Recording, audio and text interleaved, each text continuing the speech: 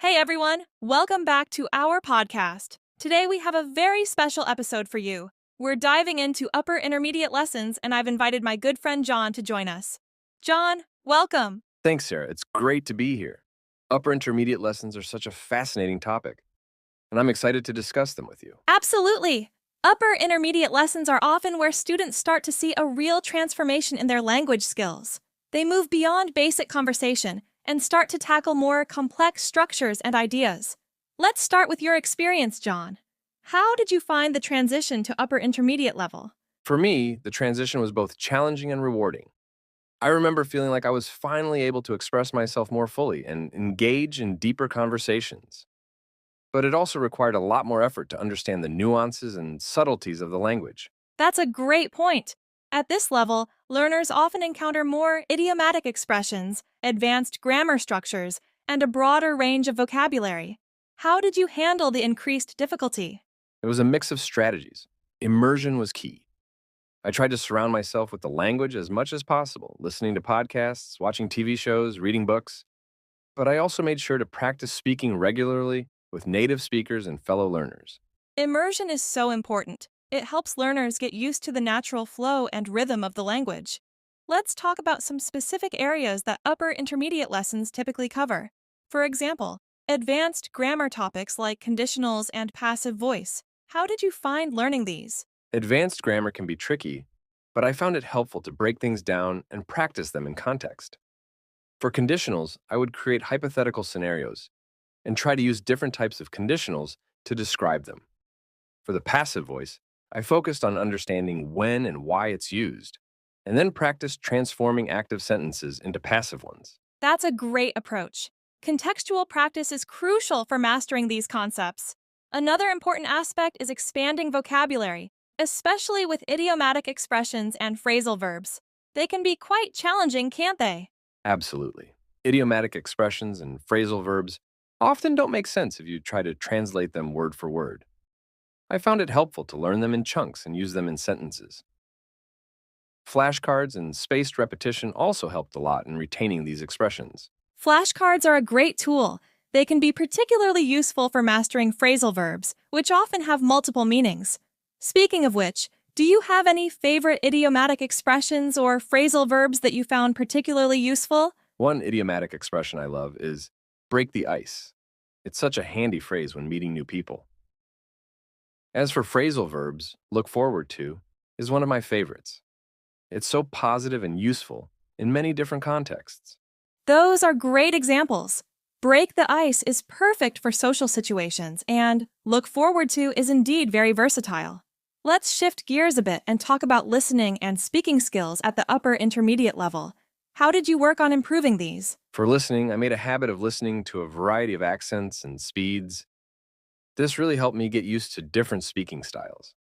For speaking, I joined language exchange groups and practiced with native speakers as much as possible.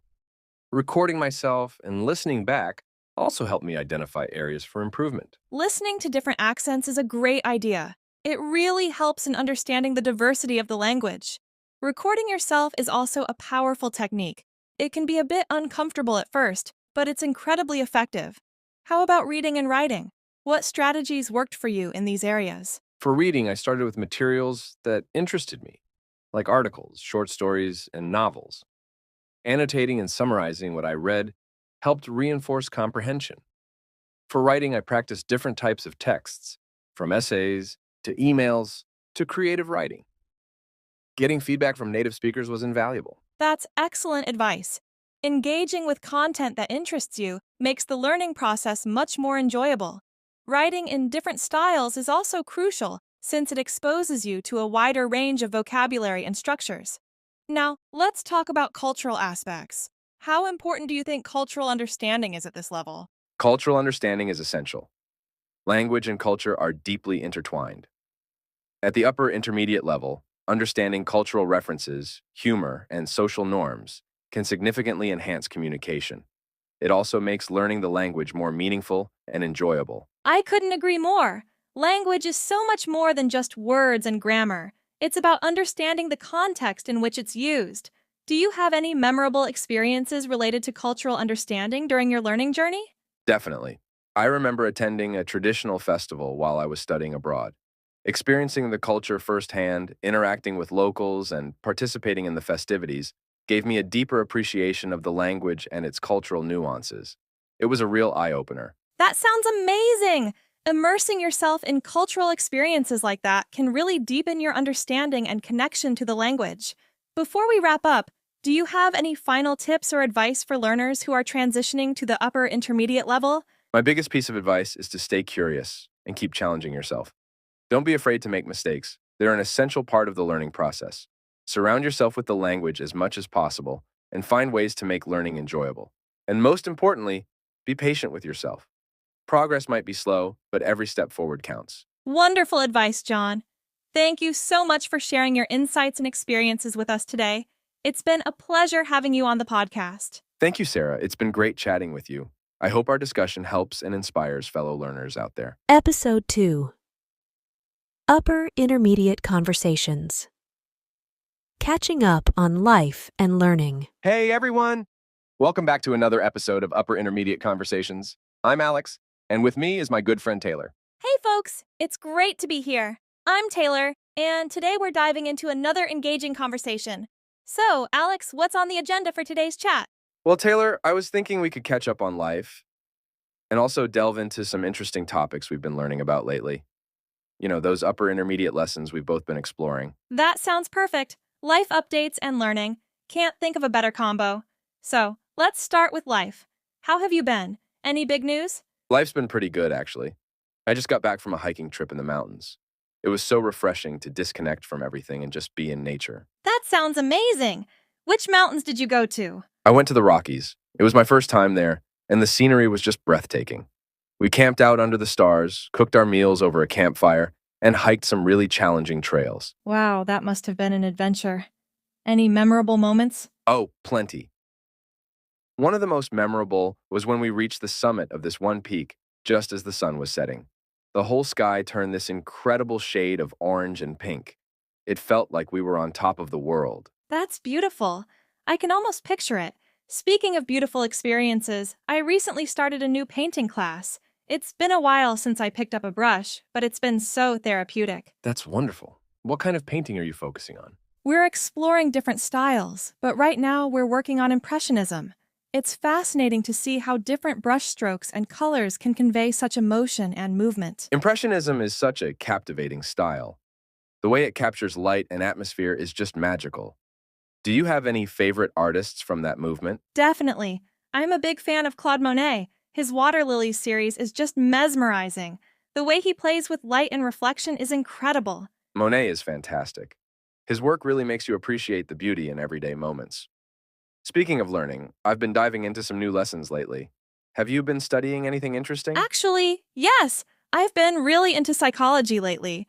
There's so much to learn about how our minds work. It's fascinating to understand the reasons behind our behaviors and thoughts. Psychology is such a rich field. Any particular area you're focusing on? I've been reading a lot about cognitive biases and how they influence our decision-making. It's eye-opening to realize how our brains can trick us sometimes. Cognitive biases are so intriguing. I remember learning about the confirmation bias and how we tend to favor information that supports our existing beliefs. It really makes you more mindful of how you process information. Exactly. And there's so much more, like the anchoring bias, where we rely too heavily on the first piece of information we receive. It's all about becoming aware of these biases and trying to think more critically. It's true. Once you're aware of these biases, you can start to recognize them in your own thinking and make better decisions. I've been exploring something a bit different: history. Specifically, the history of ancient civilizations. That sounds fascinating. Which civilizations are you focusing on? I've been particularly interested in the ancient Egyptians and the Mesopotamians.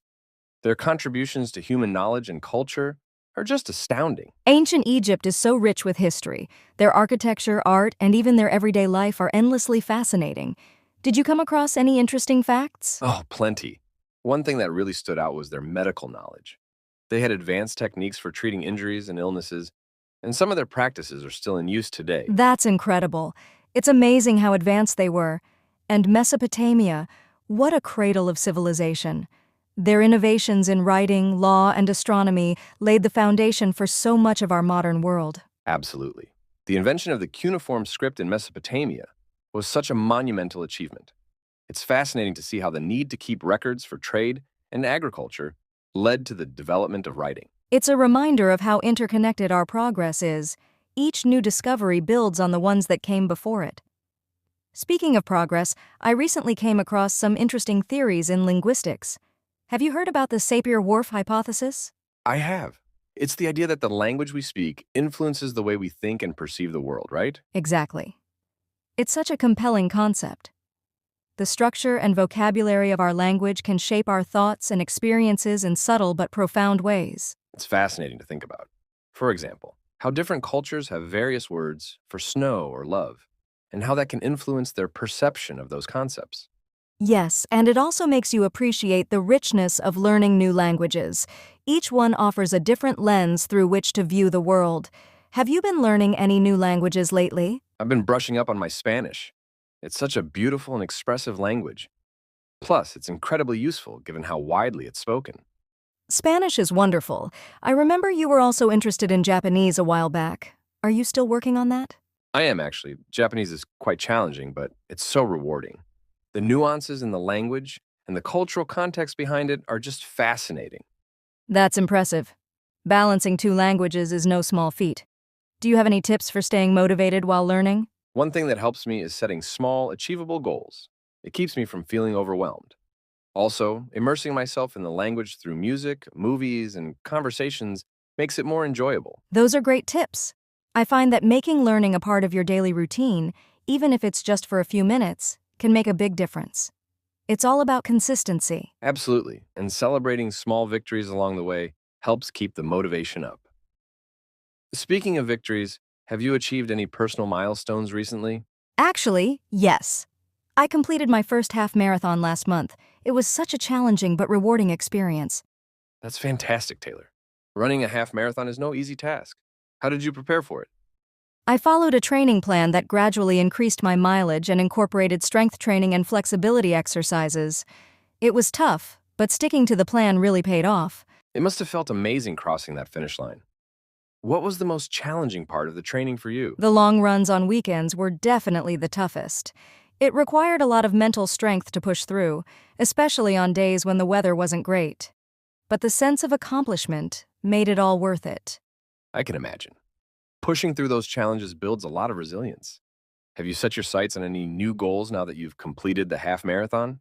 I'm thinking about training for a full marathon next year. It's a big commitment, but I love having something to work towards. That sounds like an incredible goal. I'm sure you'll do great. It's all about taking it one step at a time, literally and figuratively. Exactly, and having a supportive community makes a big difference.